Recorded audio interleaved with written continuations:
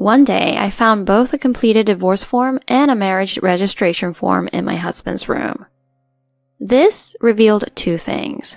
First, my husband wanted to divorce me, and second, he wanted to marry another woman. I had a suspicion about his affair, but I never imagined he'd gone this far to prepare. Coincidentally, his business trip was scheduled right around this time. It felt like my only chance. My name is Carrie, 32 years old. My family consists of my husband, Bob, whom I married 6 years ago, and our daughter, Melanie, who turns 4 this year.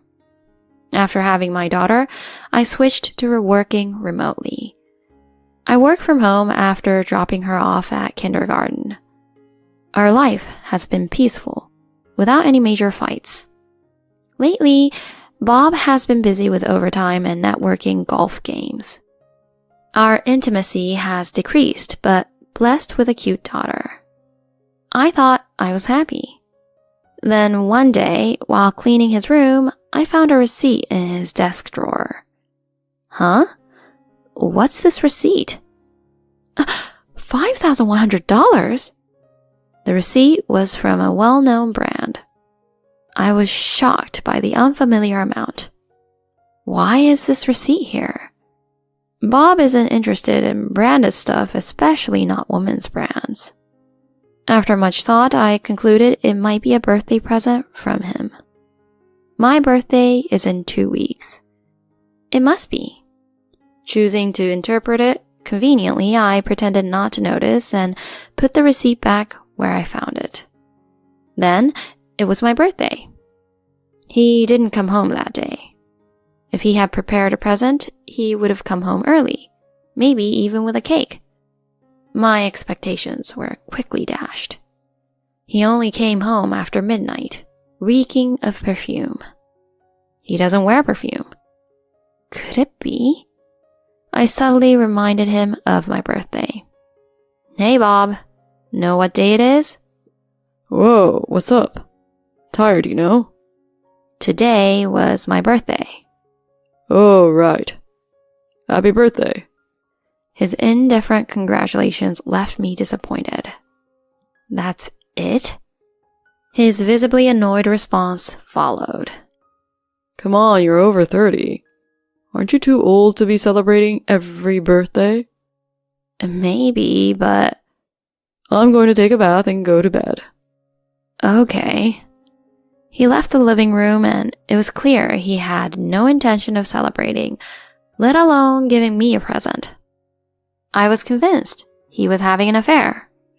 That receipt was definitely for his mistress. His frequent absences for overtime and golf were probably to meet her. The thought brought tears of sadness and frustration. All the household and childcare responsibilities were on me, yet he was out meeting another woman under the guise of work. Convinced of his infidelity, I decided to gather information on his mistress. A few days later, I checked his phone while he was asleep. I found evidence of his affair through texts and pictures, and to my surprise, there were 2 women, not just one. Unbelievable. One affair was shocking enough, but 2? What was he thinking? To think the man I loved was such a despicable person. I was deeply disappointed. At that moment, my anger outweighed my sadness.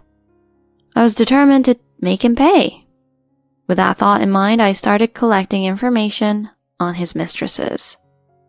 The first mistress, Karen, worked at the same company as my husband. She was in her early 20s and Bob was her mentor. It seemed their relationship developed from their conversations at work. I was appalled at their inability to separate work from personal life. The second mistress, Sally, was an older woman in her 40s. They met on a dating app and she turned out to be a real piece of work. Twice divorced with 4 kids. After learning about her past, my husband's texts to her became noticeably colder. Yet, she sent him messages like, Divorce your wife and marry me. I have kids, but their dad has custody, so it's fine. I can't live without you, Bobby. Marry me and I'll love you forever. Even as a woman, I was appalled by her countless messages. However, despite her intense love, my husband wanted to end things with her. Clearly, his real interest was in Karen, his co-worker. In his messages with Karen, the topic of marriage had come up. To him, both Sally and I were just obstacles. Looking back, I can speak about it calmly, but discovering the affair was a shock. Thinking about him enjoying affairs while neglecting our family made me furious.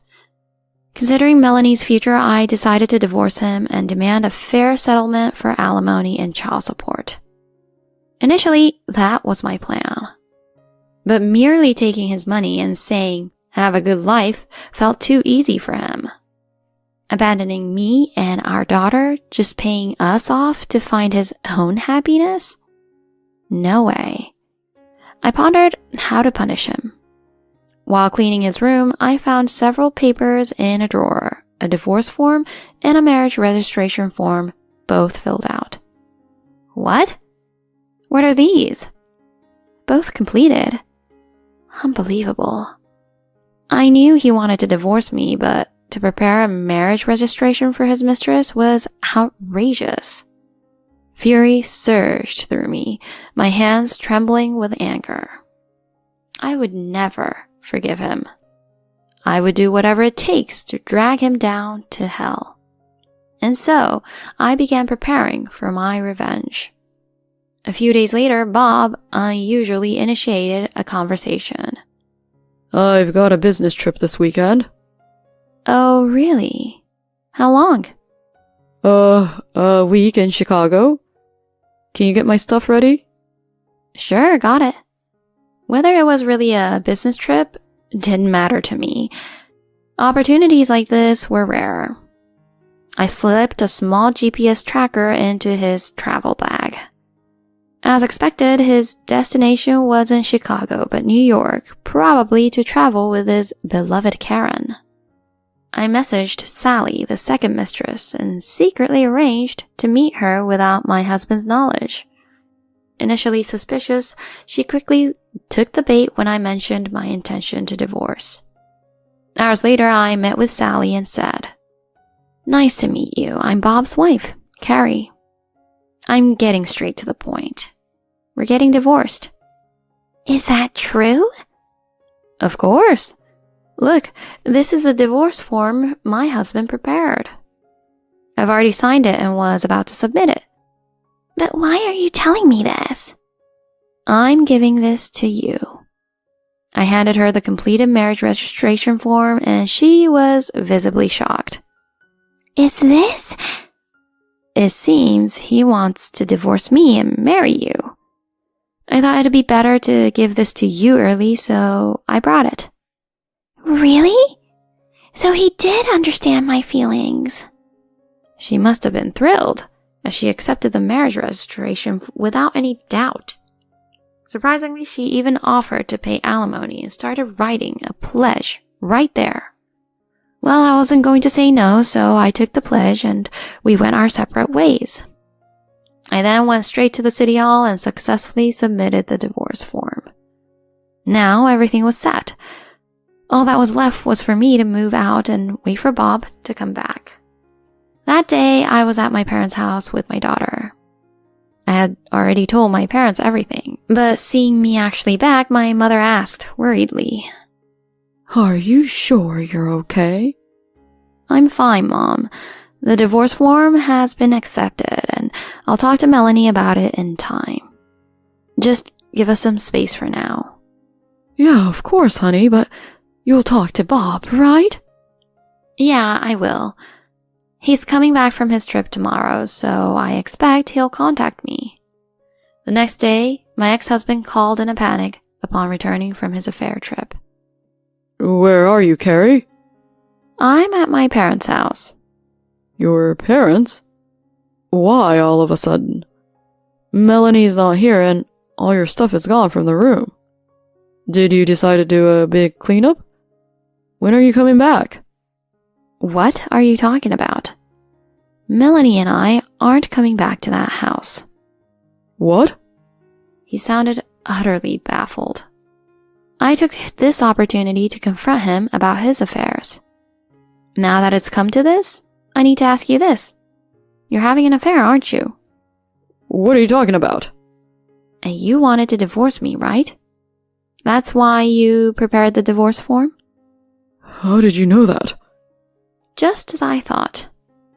I went ahead and submitted the divorce form, considering your feelings. What? You submitted it? The divorce form?